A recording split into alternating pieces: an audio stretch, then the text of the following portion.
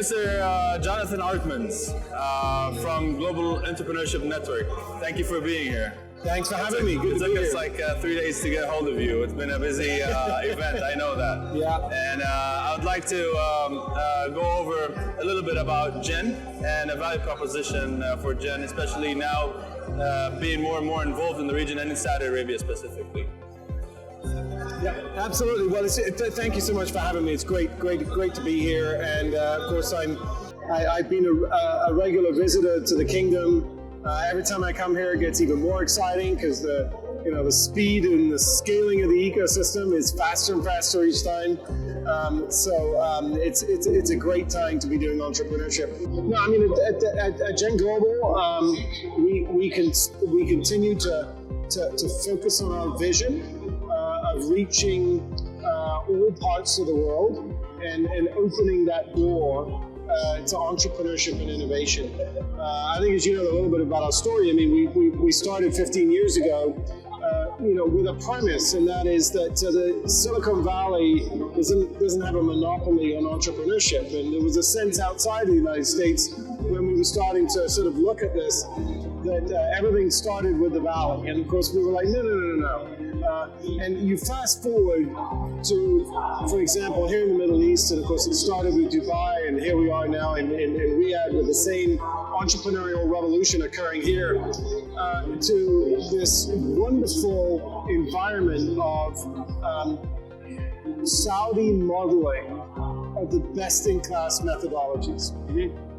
And so we're seeing the exciting growth, not just of the tech ecosystem, but of the entire economy in terms of appreciating the power of new firm formation, of the power of creating a diversified economy through entrepreneurship.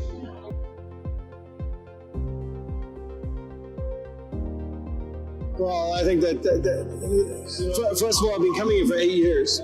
So I have the benefit, or longer, I have the benefit of being able to see entrepreneurship here before it was even sort of conceived. There was a lot more of this traditional approach that happened in the region as a whole that was following, generally a model that said we have to diversify the economy, we need to bring in knowledge, therefore we bring in international brands and education, so starting universities from foreign brands, and then we need to bring people in to help us understand this. We're so far beyond that now because we've moved into an environment whereby,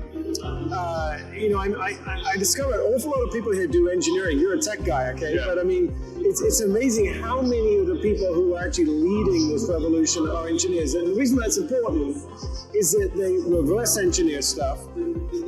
They break it down. They get straight to the point now. So it's not a question of being wow because, Gen or Techstars or 500 comes into town or Plug and Play, wow, we've got this great new brand, like if they got a university campus, we're going to do so well now because we brought in this foreign expertise. That era, is well past us. We're in an environment now, and this is just our perspective, where we're actually coming to the kingdom because we're seeing at the kingdom an innovation environment that innovates on top of what's being done in other ecosystems. Yeah.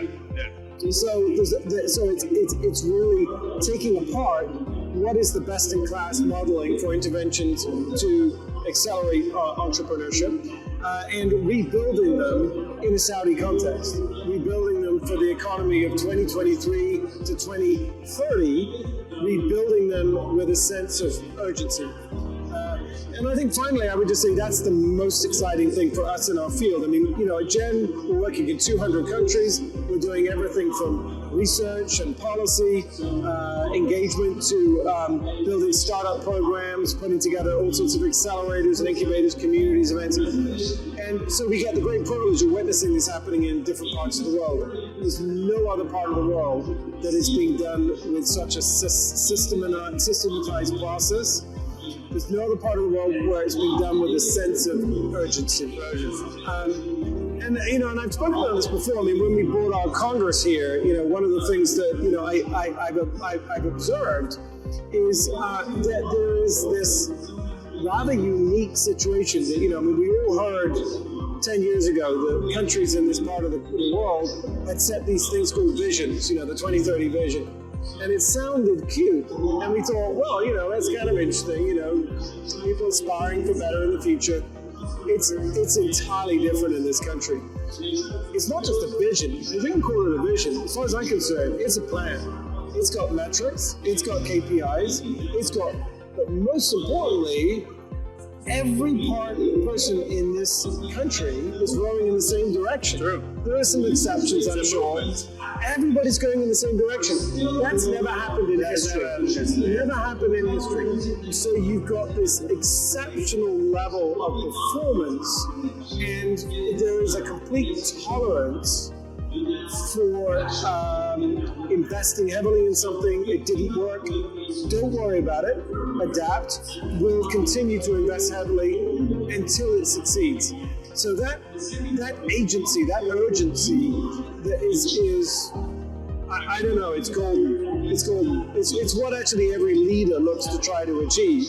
And this country has it. I mean, I got friends of mine that used to be in Saudi, moved to the Valley, came back to Saudi, and I'm like, of course, some movement. Who doesn't want to be living here at this point, the great moment of development?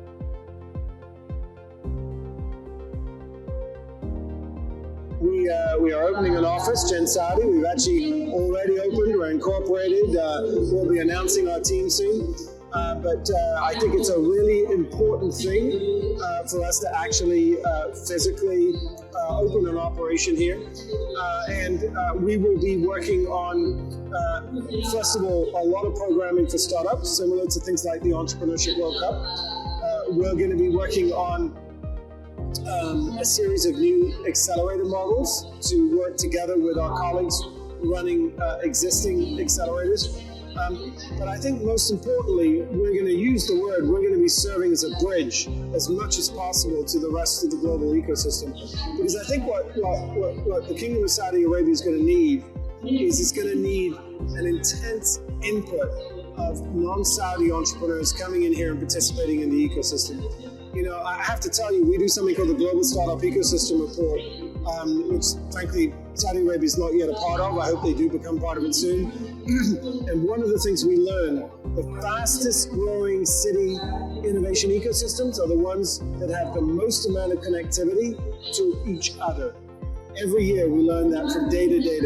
And so one of the things we want to do at Gen is ensure that the rest of the world knows what's happening here, but also that we're connecting everybody. It's not about doing something nice for Saudi Arabia. As far as we're concerned, this is about making sure that both the startups and indeed all of those feeders who are helping the startups, whether they be investors or accelerators or policymakers, to make sure that they are part of the global ecosystem, and that knowledge sharing, networks, capital, and other kinds of support is shared across borders. And I think it's a truly exciting time to have a very strong actor in the global ecosystem like we're seeing here in Saudi Arabia.